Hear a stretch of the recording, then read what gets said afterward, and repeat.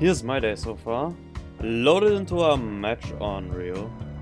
Lost the control point and took a rocket straight to the face. Still, things could be a lot worse. Alright, I'm plummeting to my death. Guess they can't. How did it all come to this, you ask? My end starts at the beginning. The very beginning.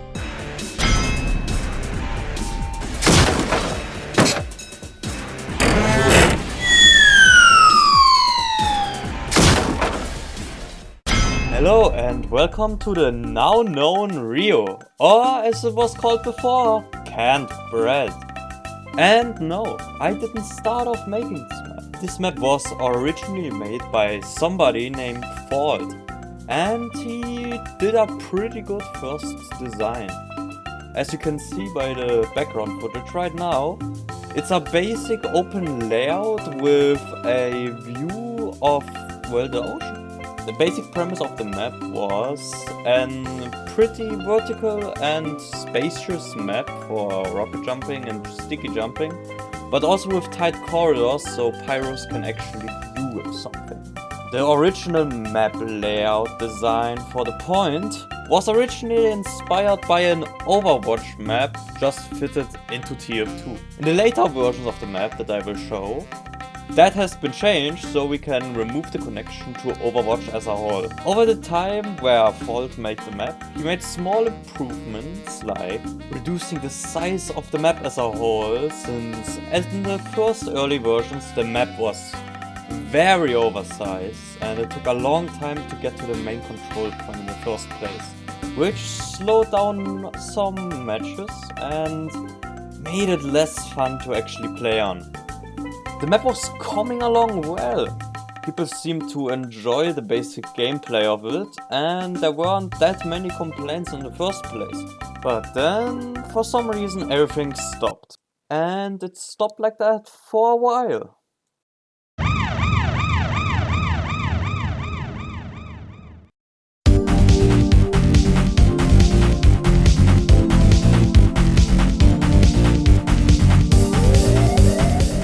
And then I appeared, yes.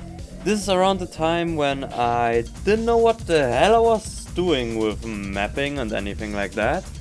So I asked Fault if I could continue working on his map, which has been dead for a couple of years by that point. He allowed me to do so, and I did my magic, also known as prop spam. Yeah, like I said, I didn't know a single thing about what I was doing with Hammer. I just placed stuff that looked good and basically took every feedback that I got from every playtest into account, which isn't often a smart thing to do. The main changes I did is add a few balancing areas and a few outside areas for looks. Going over the look areas first, I have added a completely new skybox. But ignore broken water, that's just part of the course when I'm working on it. I have added this lighthouse here and the pier, which was the first start on like a seaside resort kind of deal. The main changes I did during the longest time were a connection from the inside, what is now known as slum area, into the hotel itself. I have also made the top area where now the Sexton statue is standing accessible, so people can have more freedom to jump around. I have also made the second exit out of the main spawn actually useful. Now we have this small area which takes you further into the slum area. I've also added windows to the inside of the hotel, which were kept in, just made bigger and not see-through, cause that ruined the optimization of it. And then again, like with Fault, for me everything stopped as well, until I decided to upload the map to a playtest one day, and a few days later, I got a DM.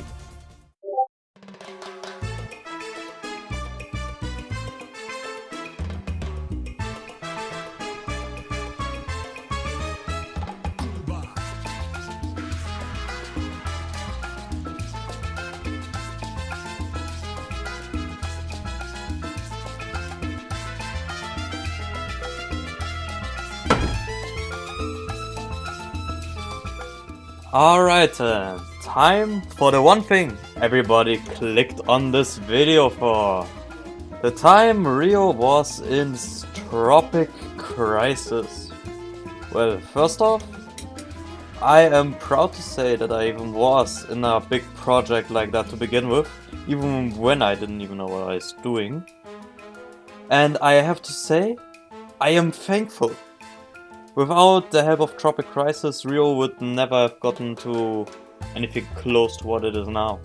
So, since a lot happened during that time, I will start off by saying the most important stuff first, which would be the balancing, and then the phases the map went through look-wise. Since now, in the time of Tropic Crisis, we have reached a point where the art pass begins. Alright then. Gameplay, what did we change? The big important thing that we changed was completely scrapped the first spawn.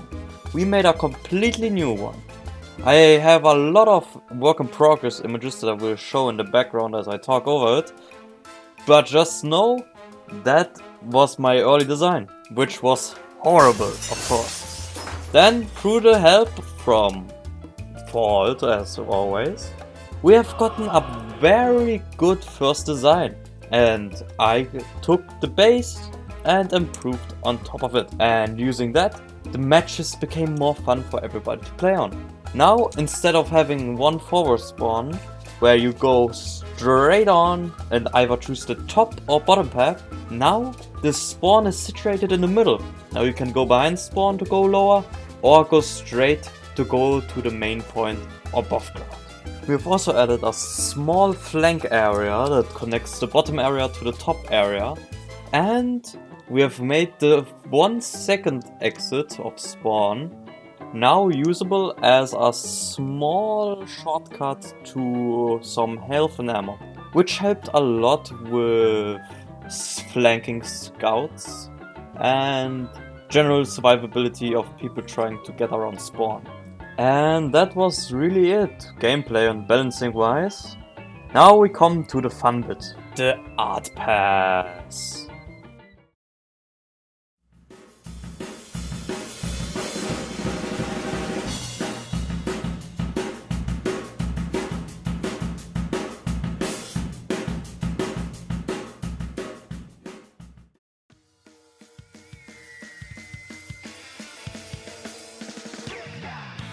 And we're in the art pass phase. That's the one thing I can actually do good when mapping, in my own opinion. We had a few themes in mind, but one really stuck with us, with me and Paul that is, slums.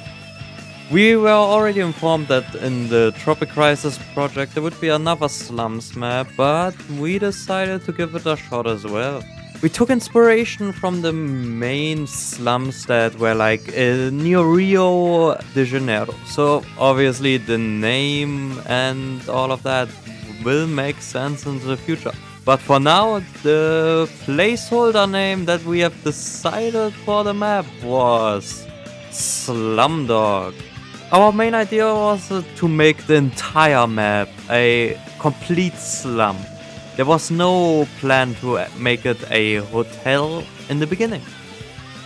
But after we realized that the other map, that also has a slum theme, basically does the same thing, we decided to go for something a bit different. We put a giant hotel right in the middle of that, so we basically tried to stick a bit more with the theme that we had in our early dev phases with canned bread. Completely surrounding it by slums and having a seaside view. I've also needed to be educated by Hopkins himself how slums are actually made, because obviously a European doesn't really know how slums are made. So I was informed how they are built and set up, and I applied those rules when I was building Red Side. My main plan was to really just copy Red Side to Blue Side. The longer I worked on the Red Side though, I got the feeling I wanted to try a bit different look for Blue Side. Obviously, inside the play space, that's not really that noticeable. The main difference is in the out of bounds areas. I have finished the slums, but still had the hotel open, which, well, I was kinda stuck on. I was busy with school, so I didn't really have that much time to mainly focus on the hotel itself, or mapping in general. So I was kind of stuck there for a bit, not really knowing what to do with the hotel itself. We had a prototype that is this right here, and clearly that didn't work. Traditional hotel or building did not really work out that well. So we decided to modernize with the help of Ramkin again. Thank you so much for helping me here. I was really fucking stuck there. I really didn't know what to do. So yeah, thanks Ramkin. Thank you so much. With the help of Ramkin, we actually got a nice looking outside for the hotel itself. And with all of that, we got something good looking together. And so I went off working on the hotel. I picked up a texture pack that, from my memory, was made by someone named Zeus, a well-known prop and generally asset maker for TF2 maps, and decided to stylize my hotel around set textures I found in that pack. I also did my magic, as you know, prop spam, and decided to make the hallways look a bit more modern and fitting to the theme itself. So no more archways and only straight and square corridors. After I finished the hotel, me and LazerSofa, the person that made most of the graffiti that you see around the final version of the map, got into a call and discussed what we want to do. Obviously, we discussed sprays, but I had another idea in mind. A gang war. Around the map, you can find different markings of two gangs. The Tyrannosaurs, what is basically called the T-Rexes. So a crew that has taken a dinosaur as their symbol, and the Muchos Machos. Either sides have taken over red and blue team and marked it as their territory. I have made that the gang is responsible for blowing a hole open that leads into the hotel from the slums itself. And with that, the main art pass was done. Until I was informed of something.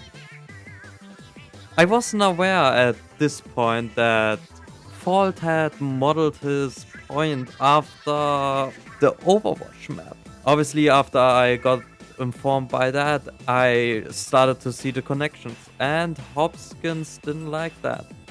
So we decided to remake the point itself. Give it a whole new finish. Now it's less cramped and more open. And by that point, the time is slowly ticking down. The project is supposed to be released to the wider public soon. So I went into overdrive mode trying to finish the map. But then we hit a roadblock. A pretty bad one. During my time working on the map, I have completely forgotten one of the most important things that all mappers are supposed to do. Optimizing. I have placed down, changed the geometry without thinking about the optimization. Trying to compile the map wasn't possible at this point anymore, since the optimization was so horrible that a single compile took longer than 2 days. So with that, we hit a pretty big roadblock right before the map was supposed to get added to the project itself. So we needed to get some help from Midlu. Also a person that worked in the project itself. He knows quite a bit when it comes to optimization. So he took the map and completely went over it. Punk detailing everything and making sure at least that you can compile the map. And he did it! We could make it into the project. So I tried to work and work. But then we missed the deadline. Because of the bad optimization and that the map wasn't far along yet, we didn't really have any time left, and the project got released without our map in it. So, yeah, we missed it.